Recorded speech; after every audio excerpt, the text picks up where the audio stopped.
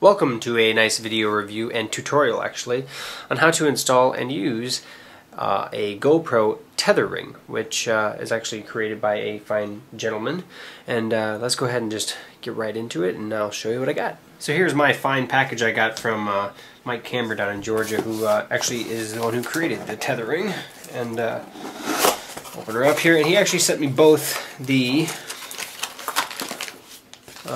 their aluminum version, and they also have an ABS, I believe it's ABS plastic, but a plastic version as well, which is actually very similar to what the actual ring is that's on the GoPro. But basically what it is a permanent tether that's available for your GoPro. For those of us with GoPros, you've probably in the past you have obviously your mount that kind of connects here to the mounting mechanism on the case, and you can just kind of loop around here. Now obviously that works great, but if you actually were to break this piece, then who knows how good that is. I've also kind of heard of people actually looping it around here, but of course then you're kind of dealing with the situation that's actually holding your case shut. I don't like that one at all. Looping it around here it works for most situations, but the Tether Ring, what it does is it actually replaces this piece of seal right here, and actually allows you to have a tether, a ring, basically a ring tether that you can actually loop whatever around, and obviously it's solid, it's screwed to your case, it's not going anywhere. So today what I'm going to do is, actually Mike's got a really good installation video on the website, and the website is tetherring.com, tetherring.com. If you go to the videos site, you'll find it there, and the video section, there's a little tab at the top. But we're gonna go ahead and get started. I'm actually gonna. This is the plastic tether ring. First, what I'm gonna do is I'm gonna actually install the aluminum one. So you can see how they actually come with all the grooves and everything. CNC, there we go, out of the actual aluminum here.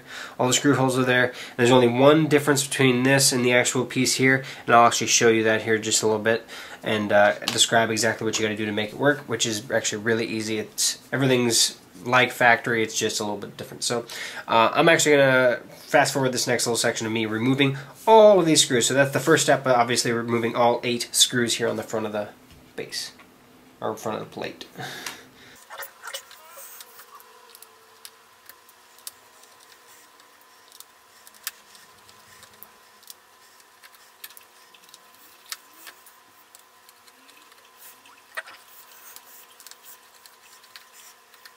Okay, so I got all 8 screws out. Obviously what you'll notice right away is, and I actually placed them in the order that so I know exactly where they came from. You'll notice that there are 2 different sizes of screws. There is a longer screw and a shorter screw, which if I actually maybe put it in my palm of my hand, maybe you can see it better. So you can see the different size of screws that are actually in there.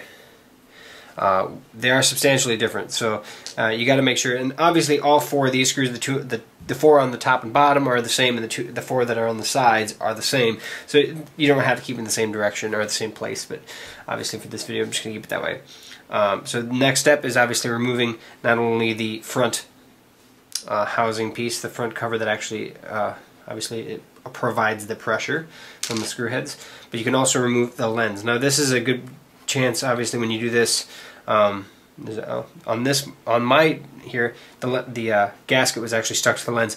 Sometimes this can actually be stuck inside of here, so I'm actually going to push it back down in there so I can kind of show you how to get that out.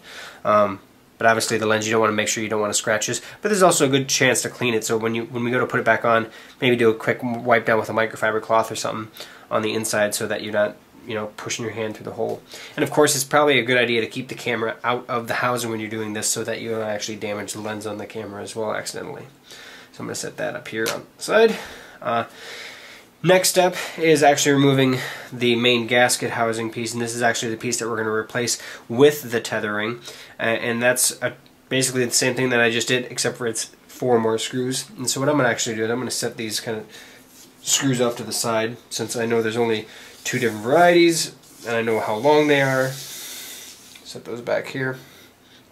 We're going to go ahead and take, well, one thing I didn't point out, the Tether Ring, he actually provides the screw driver for these torque head screws. So the nice thing is when you buy your tether ring, you do receive this fancy little screwdriver. And actually, I'm amazed at how high quality this little guy is. Works really, really good. So that said, I'm going to fast forward through this.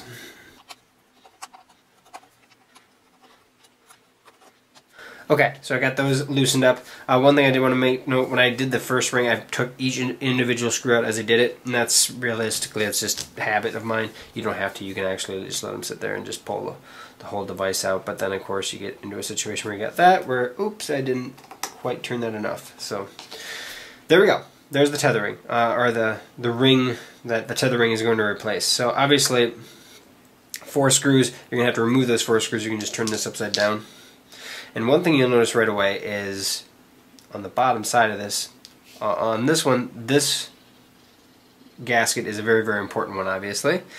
Sometimes it actually gets stuck to here, or sometimes in my case it actually stayed on the camera housing, which is great. But there are also a few more. So this main piece, you can see this raised piece right here. This one is actually aluminum with the main housing here, and so is this one. These are actually attached, but these little guys are actually rubber, and they actually they fit into existing holes. So what you got to do is you got to pull them apart, stick them back in the hole from whence they came, which isn't hard per se. It's just you know, an extra little step. And I'm gonna actually zoom in here a little bit so you can actually see a little bit more of what's going on here.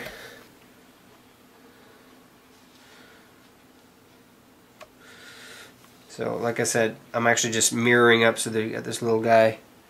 Oh, maybe I'll get back on camera. So, this little guy right here, which is a little piece of rubber, and it actually goes in this hole. And I'm sure that all these corners are actually the same. Another longer one right here, which actually goes in the hole right here. And then the last one right here, which actually goes in this guy. And I'm sure all 3 of those, I guess, are the same. And these 2 are probably the same, so it's not a huge deal, but of course I always like to get stuff exactly where they were. So, with that said, I got all of those off of the piece that I'm replacing, I guess is the best way to put it.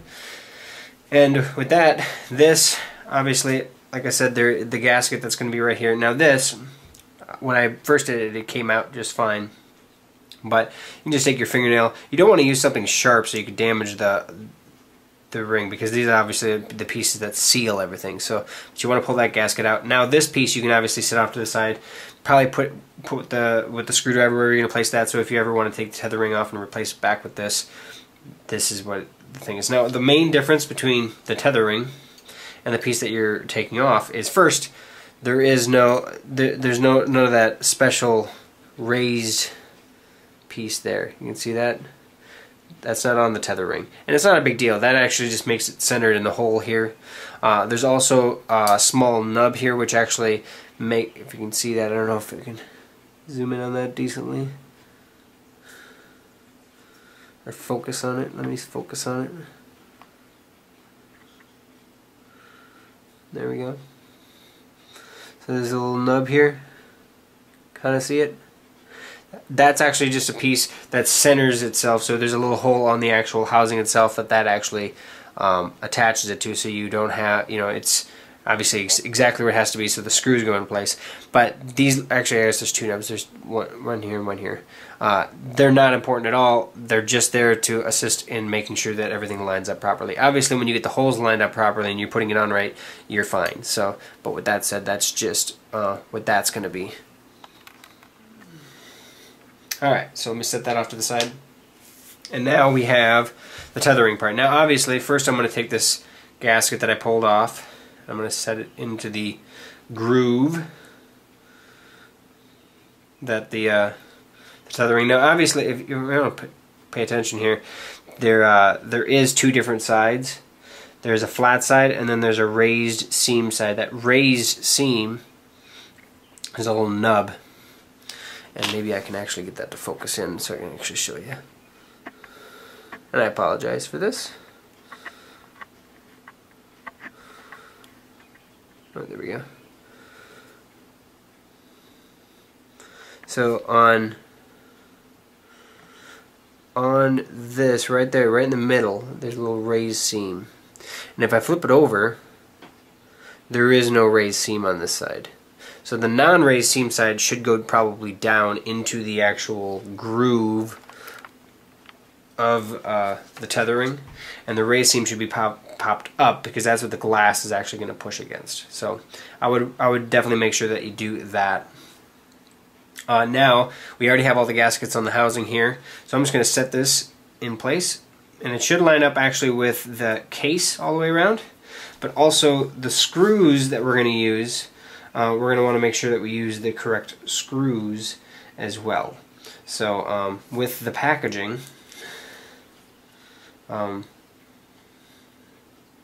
they give you new screws, and I don't believe on these it should actually make any difference, to be honest. If you actually watch Mike's video, he actually does go into on the aluminum one here that you should actually replace, I think, the machine screws.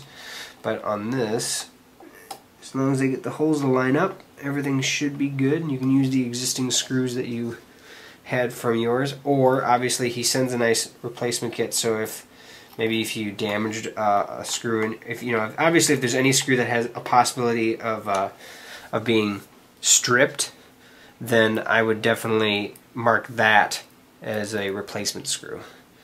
But if you notice here, what I'm doing is I'm going in crosses. Don't ever, whenever you're tightening anything up, it's just kind of like when you're doing a car, you don't just go around in a circle. I cross and then cross, and that way you just make sure that everything gets pushed down nice and tight. Now obviously this is with a nice seal, so you want to make sure that the seal is good. And then I'm going to go around and actually tighten them up, make sure they're hand tight. You don't have to over tighten them because you don't want to strip out the plastic. And then what you're going to want to do is, before you go into the next step, just make sure that the seal all the way around is nice and pressed against the actual camera housing. That way there should be no way that it can leak. Everything should be good and solid. Alright, so obviously we already put the gasket in there. Next is going to be the glass. Like I said, I'm going to actually take a pause here. I'm going to grab a microfiber cloth so I can clean this real quick. Okay, so I got my cloth here. I'm just going to take my glass. I'm just going to clean it. Now obviously the outside is pretty easy to clean even after you get this in, so if I get a fingerprint or so on there, it's not a big deal.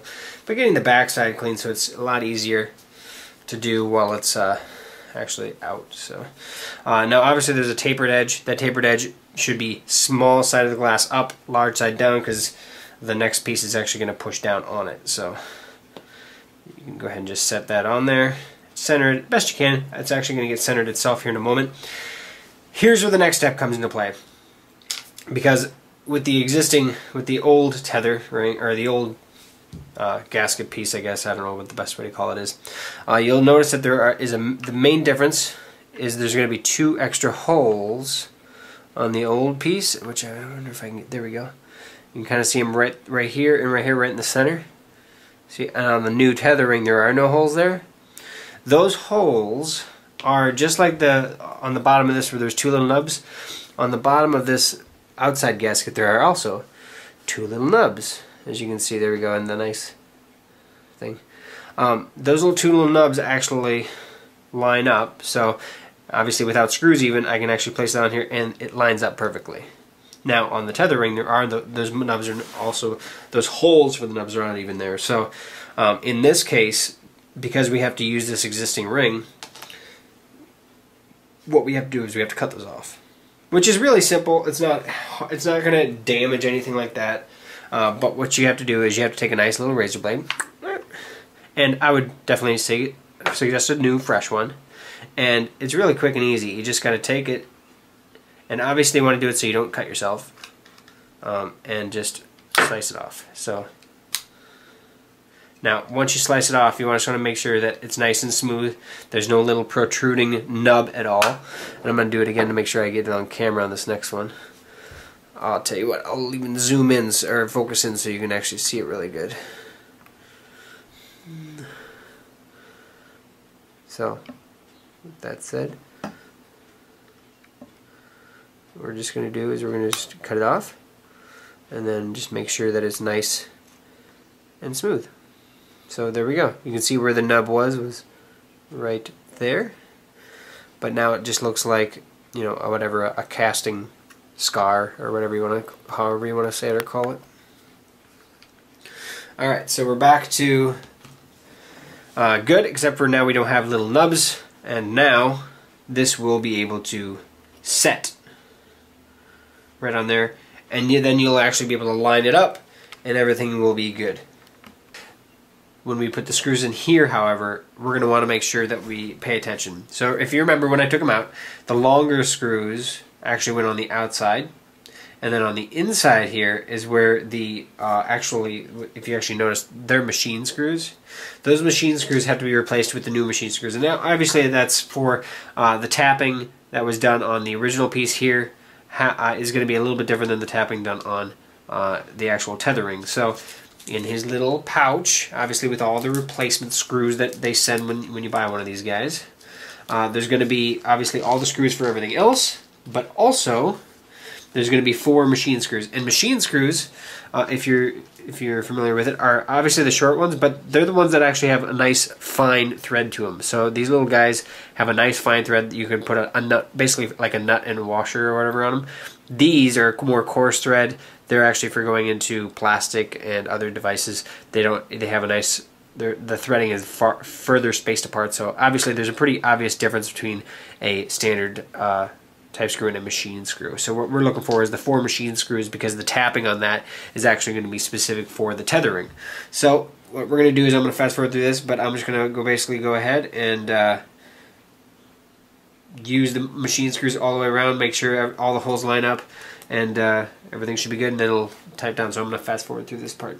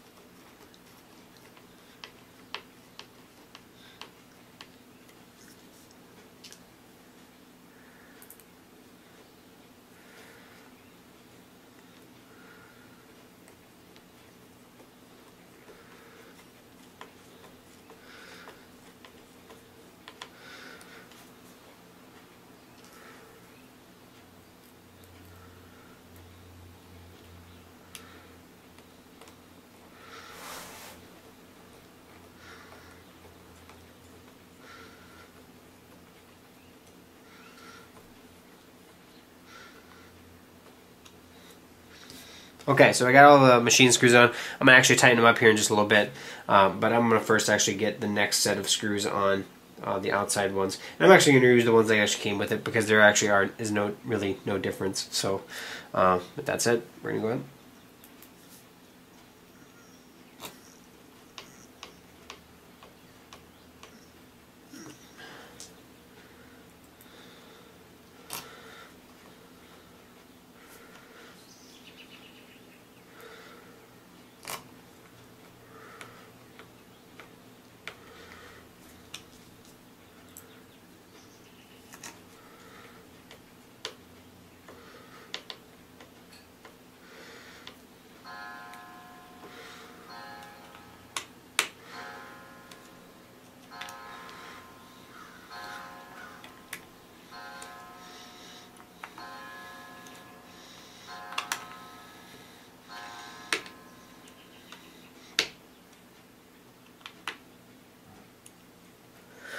Okay, so obviously I got all the screws in.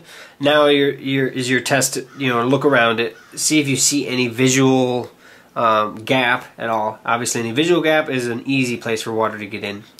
But it looks as though I have my tether ring now installed. One other thing to keep in mind, what they actually do give you as well is a standard nylon tether, which is just basically a big loop tether if you really want to open it up or whatever. But basically what you do is you feed the line through, and you just do a hitch onto the actual camera itself, onto the tether ring, and then this piece can obviously be attached wherever you're going to tether it to, that's that. And you can obviously loop this around whatever. If this was my handlebar or whatever, I actually loop it around my handlebar, pull the camera through, and now you're hitched to both sides, and put it on your mount, whatever you're going to do, and now you just got a nice little thin tether. And you can obviously make this shorter, longer, however you want to do it. You could even replace it with whatever you decide. He does also offer I believe a stainless steel tethering if you really want to have a nice solid tether to whatever device you have. Obviously these are cheaper, easier to replace, and of course if you buy both the plastic and the aluminum one, then there you go. I'm going to actually go ahead and open this right now, and I'm going to actually kind of give my thoughts on this one. When I originally talked to Mike about doing this review, and I actually asked him whether or not if he could allow me to do it. I'd like to have my permission sometimes if I can. He sent me the plastic one. I actually ordered the aluminum one because that's the one I was more interested in, but he sent me the plastic one to ask me to do the review on this as well. And so obviously anything that's plastic, you're going to have, the edges are not going to be as fine, it looks like, as the aluminum. But it looks like, the plastic is definitely a nice hard plastic, so it's not going to be have problems. Now obviously with the aluminum, you're getting an open, looks like an open tether. This whole nice piece is all open, so you have an easy place to get stuff in there. With the plastic piece, however, there's actually 3 distinctly small holes. So while it was really easy to get it, obviously I took the tether off the plastic one.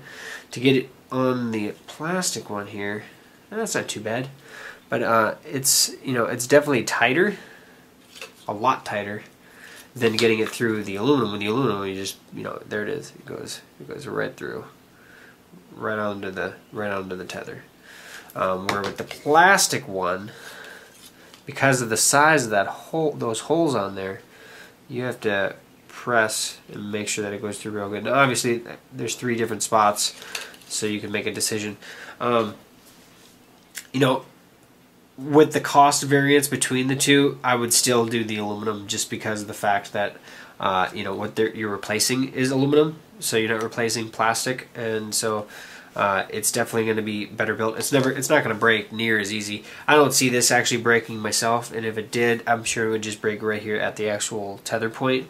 But man, you would really have to pull on that to break that plastic. That's solid plastic.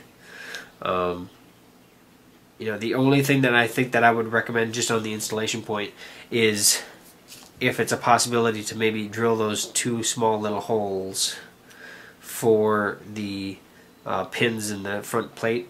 That'd be nice. That'd be a nice little addition. I don't think you would need to have the ones on the back of it like you do on this as well as this. And that's just added machining and things like that. And obviously more material. You're looking at over twice the amount of material, because you have, even though you have to take almost of it away, you got to, it's a one-piece operation, so you got to have twice the thickness of the material is over twice as thick, so it's going to cost a lot more to do that. And I don't see the need for any of this stuff, but having the non-modified outside ring would be nice. That way it seems like a more factory finish. When I do pull it out, if if I have accessories that don't like to have that tethering on the outside of it, which there's only going to be a few that I can think of, it would be nice to be able to pull this back out and everything back to factory. That said, if you have a problem with your GoPro and you have to send it in and they see that you ground off a couple of the nubs, I'd question whether or not they'd actually do it under warranty. But of course that just depends on what actually is wrong with it. So with that said, let's grab a cup of water or a glass of water, whatever. Let's do a little water test. Now obviously when you do the water test, don't have the camera in it. That's why they call it a water test. So let's grab some water. Okay, so here's my nice bowl of water, and of course here's the GoPro housing. I do have everything shut up. I do have the watertight back door on, so make sure you double check everything to make sure everything looks good, and then obviously submersion. You can actually watch to see if there's any problem with anything, but in this case, I would be more apt to keep it underwater for an extended period of time. So what I'm actually going to do is, let's see if I can't grab maybe an extra cup of water and place it on top here, and just let it sit on top of it so it stays under here. But yeah.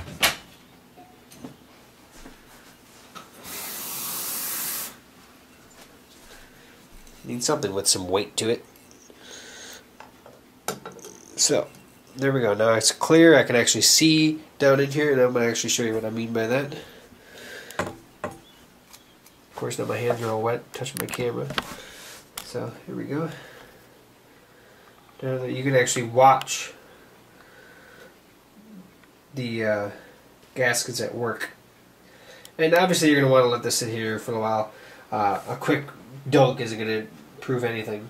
And in this case, if I was doing a water test like this, which is obviously a good start, but if you're actually doing diving to, you know, deeper waters, I would do a wet test with that dive as well at pressure, because obviously the higher the pressure, the more likely it is to fail. So let's let this sit in here for a little bit and see what happens. Okay, so I got that part all done. I'm going to actually take the cup of water off. And take out the GoPro. Now, obviously, it's best to try to get as much water away from the edges as you can, so you shouldn't get any water in there. But not a big deal right now. Let's just open her up.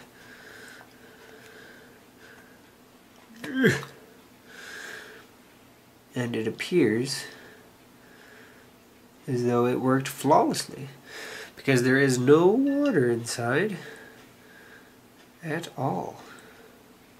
So obviously, the nice thing is you can actually look at the seals underneath and take a peek at what, if anything, did fail. It doesn't appear as though any did fail. Everything looks good. Everything looks good and secure. You know, that's the Tether Ring. It allows you to keep everything fully functional. It allows you to give a nice solid place to tether your camera to. So with that is the Tether Ring, ladies and gentlemen. So I did want to add one more thing to it. We were talking about accessories that may or may not work with the Tether Ring. Obviously most things are going to be down here for accessories. But I do have one that's going to be an upcoming video that I wanted to show you real quick. That way I have it out. And that's Cube Filters by Polar Pro. And so what happens is how these attach, and obviously if you want to see a video on this, keep tuned to my channel. They actually cover the entire piece here and go down. So obviously it wraps around the old place where now the Tether Ring is. So now if I want to use them, I can actually makeshift it with the aluminum version, at least, because this little clip will actually kind of even fit inside the Tether Ring section. And it actually is raised up a little higher, but it is still flat. There is no angle to it. So I think it'll work. It's just that with the plastic Tether Ring, you're definitely not even going to be able to get it to set on, so it's not going to accidentally fall off. So with this, with the aluminum version, you have a capability of using it. It's just that it's not going to be tight against the ring. But that's just one of a few different items I'm sure that is not going to work. And I obviously have 3 of these filters that I'm going to be doing reviews on here shortly, as soon as I can get into some water now that it's finally warming up here in my area. That's just one accessory that obviously is going to have a little problem with that. If it comes to the fact that I'm going to be doing a lot of underwater shooting, it might be where you take the 3 minutes to take the Tether Ring off and put the existing back on. So obviously I would keep your existing set ring in your kit, so if you're not at home, you can still remove it if necessary if you have an accessory that may not like it. So that's it. That is the Tether Ring. If you have any information, you want to go to tetherring.com. There's instructional videos, lots of good information. That's where you can order it as well. If you happen to contact him, his name is Mike. Great. You can actually find out more information at Kickstarter. That's actually where I found the project, and that's where he was funded through. And to be honest, solid accessory. It's an accessory that if I had the opportunity to purchase again, I would. And that says a lot, because if as soon as you get something in your hands and it doesn't quite meet your expectations, you don't want to buy it, then don't buy it, or sell it or whatever. In this case, I'm glad I got it. I am glad that he sent me both the plastic and the aluminum one. I am glad that I was looking at the aluminum one, and there's obviously I did like the larger opening for the tether, but obviously with my filter, that's the way it's gonna, it's gonna have to use that little wider thing. So with that said, thanks for watching. Subscribe above, comment below. If you have any questions, comments, or anything like that you want to poke to me directly, please do.